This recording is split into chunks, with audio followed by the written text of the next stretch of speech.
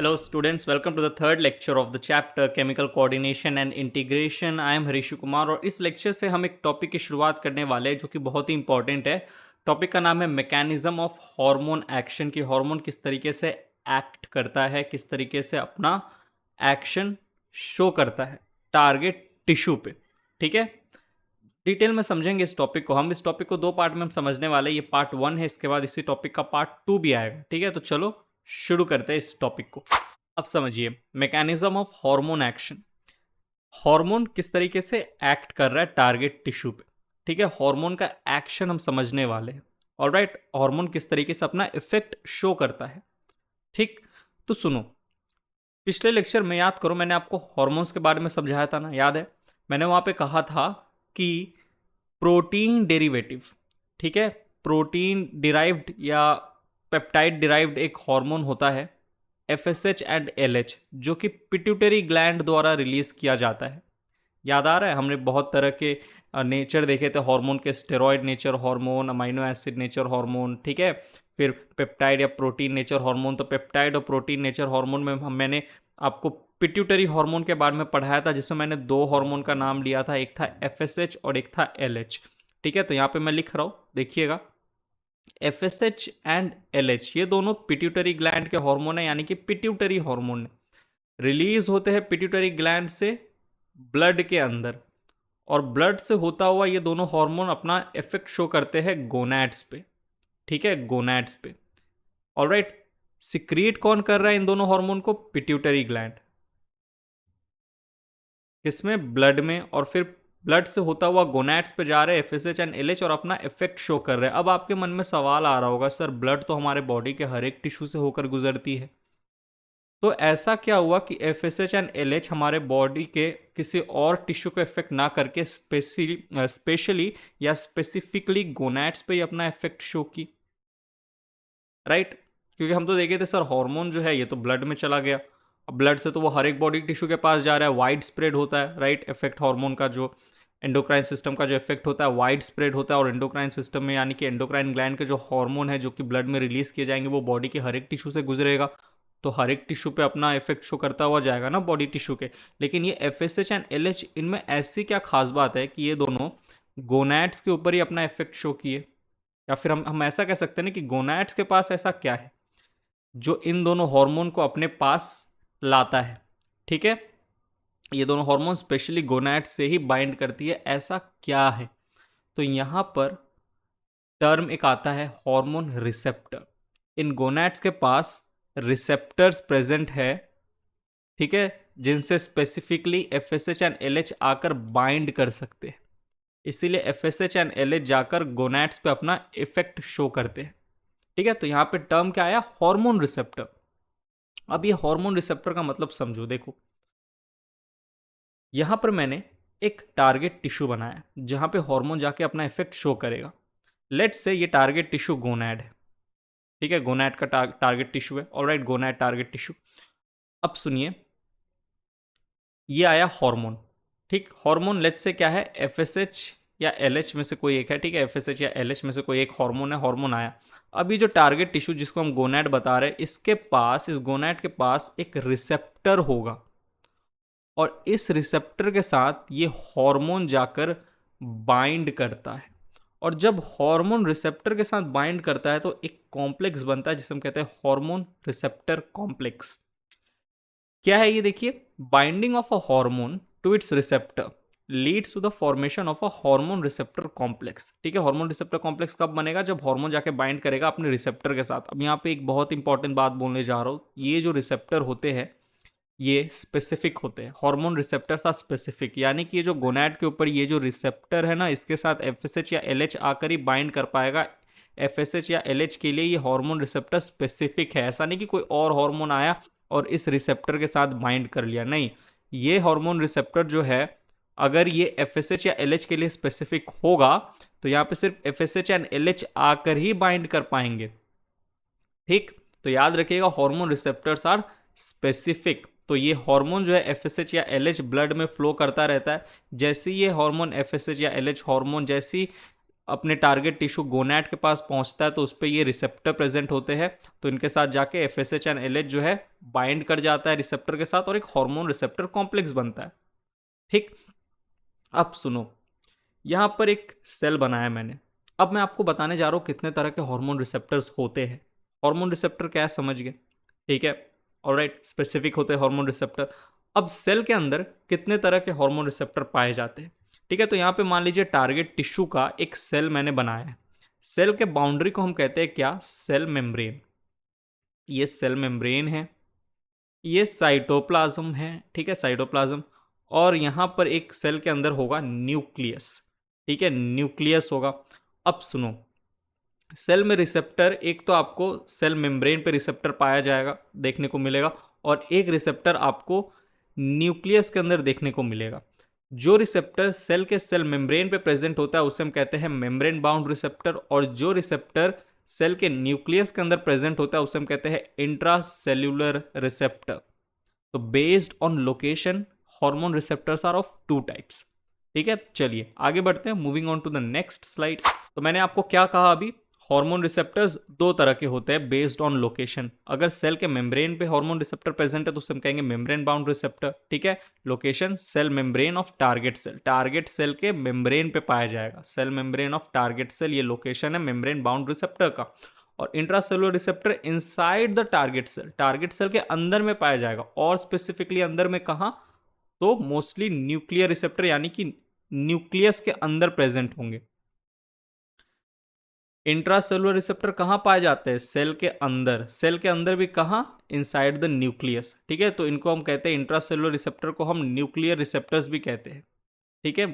चलिए, मतलब nuclear hormone receptor, ठीक है, न्यूक्लियर हार्मोन रिसेप्टर, ठीक है, बात समझ में आई। सुनो अब, Hormones produce their effects on target tissue by binding to a specific protein called hormone receptor. Hormone अपना इफेक्ट कैसे शो करते हैं टारगेट टिश्यू पे, टारगेट टिश्यू पे बहुत सारे क्या प्रेजेंट होंगे, हार्मोन रिसेप्टर्स। और ये हार्मोन रिसेप्टर क्या होते हैं, ये प्रोटीन्स होते हैं नेचर में, ठीक है। In nature hormone receptors are protein. कहाँ पे लोकेटेड होंगे, located in the target tissue, ठीक है। चलिए आगे बढ़ते हैं, moving on to the next slide. देखो अभी तक जो जो बातें की है ना उसी को हम रिवाइज कर रहे हैं ताकि आपका कॉन्सेप्ट क्लियर हो, ठीक। तो मैंने क्या कहा था, binding of a hormone to its receptor leads to the formation of hormone receptor complex, right. इतनी बात समझ में आई थी आपको। हॉर्मोन्स आर स्पेसिफिक, फिर मैंने आपको कहा, यानी कि हर एक receptor, each receptor is specific to one hormone, ठीक है, ऑलराइट। ईच रिसेप्टर, हर एक रिसेप्टर स्पेसिफिक होता है टू वन हार्मोन, ऑलराइट। इस रिसेप्टर के साथ अगर ये एफएसएच का रिसेप्टर होगा तो इसके साथ जो हार्मोन बाइंड करेगा वो एफएसएच होगा। अगर ये रिसेप्टर एलएच का होगा तो इसके साथ जो हार्मोन बाइंड करेगा वो एलएच होगा। तो हार्मोन्स रिसेप्टर आर स्पेसिफिक, यहाँ पे हार्मोन रिसेप्टर होगा, ठीक है, करेक्ट कर लेना, यहाँ पे मैंने गलती से हार्मोन्स आर स्पेसिफिक लिख दिया, हार्मोन रिसेप्टर्स आर स्पेसिफिक, ठीक है। चलिए next, formation of hormone receptor complex causes certain biochemical changes in the target tissue. देखो मैंने क्या कहा था, हार्मोन जो है वो टारगेट टिश्यू पे अपना इफेक्ट शो करता है। कैसे, ये हार्मोन जाके बाइंड करता है टारगेट टिश्यू के रिसेप्टर के साथ, और जैसे ही हार्मोन जाके टारगेट टिश्यू के रिसेप्टर के साथ बाइंड करेगा तो एक हार्मोन रिसेप्टर कॉम्प्लेक्स बनेगा। ये जो हार्मोन रिसेप्टर कॉम्प्लेक्स है ये आगे जाके बहुत सारे बायोकेमिकल चेंजेस कराता है टारगेट टिश्यू में, ठीक है। तो इस तरीके से हार्मोन अपना एक्शन कर रहा है टारगेट टिश्यू के ऊपर, ठीक है। हार्मोन जाता है, बाइंड कर जाता है रिसेप्टर से, हार्मोन रिसेप्टर कॉम्प्लेक्स बना, और ये हार्मोन रिसेप्टर कॉम्प्लेक्स बहुत सारे बायोकेमिकल चेंजेस करा रहा है टारगेट टिश्यू में, ठीक। Hence we can say target tissues metabolism and its physiological functions are regulated by the hormone. तो हम कह सकते हैं कि जो टारगेट टिश्यू है उसका जो मेटाबॉलिज्म है और उसके जो कई सारे एक्टिविटीज है, जो फिजियोलॉजिकल फंक्शन है उस टारगेट टिश्यू के, उसको रेगुलेट कर रहा है कौन, हार्मोन्स। तो ये हार्मोन का एक फंक्शन है, आप याद रख सकते हैं। क्या करता है हार्मोन, ये मेटाबॉलिज्म एंड फिजियोलॉजिकल फंक्शन को रेगुलेट करता है टारगेट टिश्यूज में, ऑलराइट। चलिए आगे बढ़ते हैं, moving on to the next slide. बाहर बारिश हो रहा है, ठीक है, आपको शायद बैकग्राउंड में डिस्टर्बेंस हो रहा होगा, नॉइज आ रहा होगा बारिश का, उसको इग्नोर कीजिएगा, टॉपिक पे ध्यान दीजिएगा। अब सुनिए, हॉर्मोन्स दो तरह के होते हैं, ठीक है, on the basis of solubility. अगर एक हार्मोन लिपिड में सॉल्युबल है तो हम उसे कहेंगे लिपिड सॉल्युबल हार्मोन। अगर एक हार्मोन लिपिड में सॉल्युबल ना होकर वाटर में सॉल्युबल होता है तो हम उसे कहेंगे वाटर सॉल्युबल हार्मोन। ठीक है, तो on the basis of solubility hormones are of two types, lipid soluble hormone, water soluble hormone. नाम से पता चल जा रहा है। ठीक है, लिपिड सॉल्युबल हार्मोन लिपिड में सॉल्युबल होगा, वाटर सॉल्युबल हार्मोन लिपिड में सॉल्युबल नहीं होकर वाटर में सॉल्युबल होगा। एग्जाम्पल देख लीजिए दोनों का। लिपिड सॉल्युबल हार्मोन का एग्जाम्पल है steroid hormone and thyroid hormone. ठीक है, थायराइड हार्मोन यानी कि थायरॉक्सिन। स्टेरॉयड नेचर के हार्मोन मैंने आपको बहुत सारे एग्जाम्पल याद करवाए थे। 5 स्टेरॉयड नेचर वाले हार्मोन के नाम मैंने आपको याद करवाए थे। Testosterone, estradiol and progesterone. ठीक है, ये तीनों के तीनों क्या थे? सेक्स हार्मोन थे। कौन प्रोड्यूस करेगा? गोनैड्स। कॉर्टिसोल एंड एल्डोस्टेरॉइड, ये दोनों के दोनों एड्रिनल कॉर्टेक्स हार्मोन थे। एड्रिनल कॉर्टेक्स हार्मोन जिन्हें कॉर्टिकॉइड्स भी कहते हैं। ठीक है, एड्रिनल कॉर्टेक्स के हार्मोन, एड्रिनल कॉर्टेक्स के हार्मोन थे जिन्हें हम कॉर्टिकॉइड्स भी कहते हैं। तो ये 5 तरह के हार्मोन, इनका नेचर कैसा है? स्टेरॉयड नेचर है, यानी कि डिराइव्ड फ्रॉम कोलेस्ट्रॉल। तो याद रखिएगा ये 5 हार्मोन और एक थायरॉक्सिन हार्मोन जो कि थायराइड हार्मोन है। ठीक है, thyroxine is a thyroid gland का हार्मोन। ओके, तो testosterone, estradiol, progesterone, cortisol, aldosteroid and thyroid hormone, they are all lipid soluble hormone. Alright, देखो यहाँ पे मैंने कहा था कि ये जो चैप्टर है ना, ये कॉन्सेप्ट भी समझना है यहाँ पे आपको और याद भी रखना है। यहाँ पे आपको रटना होगा, एग्जाम्पल्स आपको याद रखने पड़ेंगे। ठीक है, चलिए नेक्स्ट, वाटर सॉल्युबल हार्मोन की बात करें तो अमाइनो एसिड नेचर हार्मोन और पेप्टाइड प्रोटीन नेचर हार्मोन, ये 2 तरह के हार्मोन वाटर सॉल्युबल हार्मोन होते हैं। अमाइनो एसिड नेचर हार्मोन में मैंने आपको जो एग्जांपल याद करवाया था वो था एपिनेफ्रिन, नॉर एपिनेफ्रिन, जो कि एड्रिनल मेडुला के हार्मोन होते हैं। एड्रिनल ग्लैंड के 2 पार्ट होते हैं। आउटर पार्ट को हम एड्रिनल कॉर्टेक्स कहते हैं, जिसका हार्मोन होता है क्या? Cortisol and aldosteroid. और एड्रिनल ग्लैंड का जो इनर पार्ट है उसे हम कहते हैं एड्रिनल मेडुला। और एड्रिनल मेडुला के जो हार्मोन होते हैं वो होता है एपिनेफ्रिन या nor epinephrine and non epinephrine. Epinephrine का एक और नाम है एड्रेनलिन एंड नॉर एपिनेफ्रिन का एक और नाम है नॉर एड्रेनलिन। याद करो, पिछले लेक्चर में बताया था। साथ ही साथ मेलाटोनिन और सेरोटोनिन। मेलाटोनिन कौन प्रोड्यूस करेगा? Produce by pineal gland. Pineal gland का हार्मोन होता है। तो epinephrine, nor epinephrine, melatonin and serotonin, ये 4 तरह के जो हार्मोन है ये अमाइनो एसिड नेचर के हार्मोन है और ये चारों के चारों वाटर में सॉल्युबल होते हैं। पेप्टाइड या प्रोटीन नेचर हार्मोन की बात करें तो इसमें जो मैंने आपको एग्जांपल याद करवाया था वो था insulin, glucagon, FSH, LH, ADH, oxytocin, growth hormone. ये सब के सब पिट्यूटरी ग्लैंड के हार्मोन थे, पिट्यूटरी हार्मोन थे। ठीक है, हाइपोथैलेमिक हार्मोन जो कि हाइपोथैलेमस का हार्मोन था। पैरा हार्मोन जो कि पैराथायरॉयड ग्लैंड का हार्मोन था। पैराथायरॉयड ग्लैंड जो है वो आपके थायरॉयड ग्लैंड के जस्ट पीछे की तरफ प्रेजेंट होता है। ठीक है, और पैराथायरॉयड ग्लैंड के हार्मोन को हम पैरा हार्मोन कहते हैं या पैराथायरॉयड हार्मोन भी कहते हैं। तो सुनो, याद रखना, ये सारे के सारे हार्मोन और ये सारे के सारे हार्मोन यानी कि amino acid nature hormone and peptide protein nature hormone, ये वाटर सॉल्युबल हार्मोन होते हैं। अगर आपको पिछला लेक्चर में अगर आपने अच्छे से याद कर लिया था कि अमाइनो एसिड नेचर के हार्मोन है, पेप्टाइड प्रोटीन नेचर के हार्मोन के एग्जाम्पल, तो इस लेक्चर में आपको कुछ याद नहीं रखना होगा। बस इतना याद रखना होगा कि अरे अमाइनो एसिड नेचर और प्रोटीन या पेप्टाइड नेचर हार्मोन तो वाटर सॉल्युबल हार्मोन होते हैं and steroid hormone and thyroid hormone ये दोनों लिपिड सॉल्युबल हार्मोन होते हैं। इसका एग्जाम्पल तो मैंने आपको पिछले लेक्चर में ही याद करवा दिए थे। ठीक है, बार बार बोल के मैंने याद करवाया था। ठीक, तो यहाँ पे हमने क्या देखा? On the basis of solubility hormones are of 2 types. अब अगले लेक्चर में हम डिटेल में क्या पढ़ेंगे?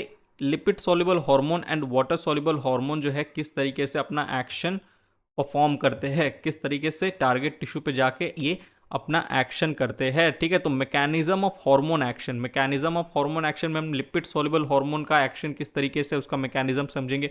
वाटर सॉल्युबल हार्मोन जो है ये किस तरीके से एक्ट करता है उसका मैकेनिज्म हम समझेंगे। कब समझेंगे? अगले लेक्चर में समझेंगे, लेक्चर नंबर 4 में। ठीक है, जहां पे हम पार्ट 2 देखेंगे इस टॉपिक का। ठीक है, चलिए तो यहीं पे ये लेक्चर होता है समाप्त। मिलता हूं मैं आपसे केमिकल कोऑर्डिनेशन एंड इंटीग्रेशन के अगले लेक्चर में। तब तक के लिए bye, thank you, take care.